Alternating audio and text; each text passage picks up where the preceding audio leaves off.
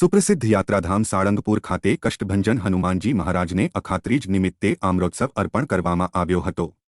કષ્ટભંજન દેવ હનુમાનજી મહારાજને અખાત્રીજ નિમિત્તે 2000 કિલો કેરીનો અન્નકૂટ અર્પણ કરવામાં આવ્યો હતો। તમામ કેરી ભક્તોને પણ પ્રસાદી રૂપે અર્પણ કરાઈ હતી। તેમજ મંદબુદ્ધિ આશ્રમ ખાતે પણ કેરી આપવામાં આવી હતી। આમ મોટા પાયે આમ્રોત્સવમાં મોટી સંખ્યામાં ભક્તોની ભીડ ઉમટી હતી।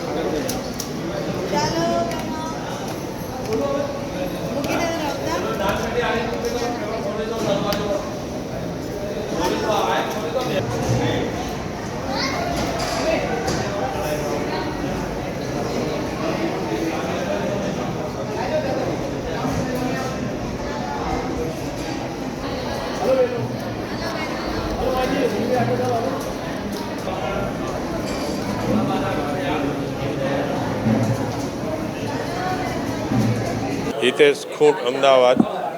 આજ અન્નકૂટનો દર્શનનો અમને બહુ મોટો લાવો મળ્યો છે। યજમાન પદે પણ અમને લાવો આજ પહેલી વાર મળ્યો છે।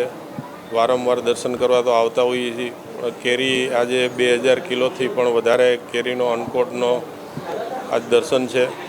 બહુ અમને ભવ્યતા આમ કહેવાય કે ભાઈ કોઈ શબ્દ નથી અમારી પાસે કહેવા માટેના। જય સ્વામિનારાયણ, જય કષ્ટભંજન દેવ।